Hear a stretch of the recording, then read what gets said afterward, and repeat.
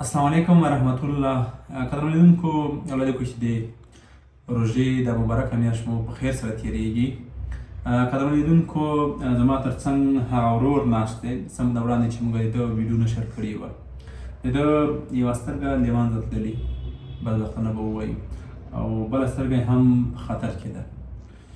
بعض وروڼو کومک کړی و خلل یو تجربه حواله کړي چې د هغې د جملې نه زموږ یو قدرمن ملګری همدرد صاحب کومک کړی و چې د جرم ورکې 3000 افغانۍ هغې کړی و او باقي کومک یو بل ورور کړی و چې هغه قطر کې اوسېږي هغه د هغې ته مجرونه ورکړي.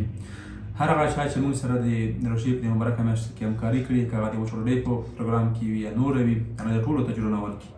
زه به درته دغه پیسې وسپارم چې دغه 200 کم 6000 افغانۍ راځي، یعنې 19800 افغانۍ راځي.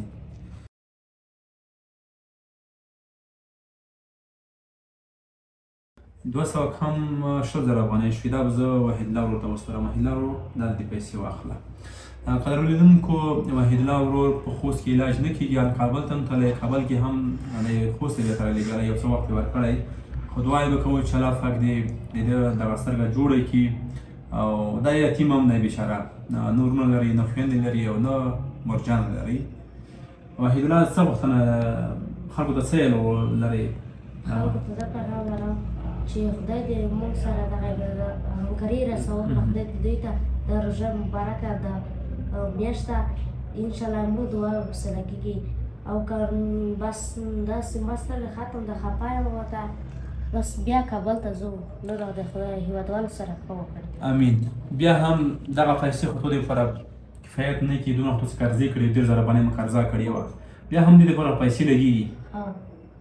دغه دپاره پیسې خو لګېږي، که نور هېوادوالو همکاري کړه خو هغه زه خدای خو مهربان ده. قدرمن لیدونکو بهترین ځای دی د صدقې دپاره وي، زکات دپاره وي. یو خو یتیم ده، بل نور ورور لري او نه خویندې لري، بېچاره ده ډېر، او یوه سترګه د منځه تللي او بله یې هم د ده په خطر کې ده. راځئ دغه یتیم بچي ته بیا هم لاس ورکړو. نو 200 کم 6000 افغانۍ موږ ورته وسپارلې، هغه چا چې همکاري کړي کور یې بدن الله د اجرونه ورکړي. راځئ بیا هم دې سره همکاري وکړو. بېخانه ډېر بېخافه یم. دا په یوه لرې پرته سیمه کې اوسېږي چې د سپیر په نوم ولسوالي ده، بیا هغې کې هم په یوه ناره ده په هغې کې اوسېږي چې هغه ډېره لرې ده. موږ د شپې تقریبا 9 بجې دلته ورغلي وو، ګردیز نه را روان وم چې دا حالات ما ولید نو بیخي مې زړه درد پرې وکړو، د زړه درد د شپې زه ورغلم.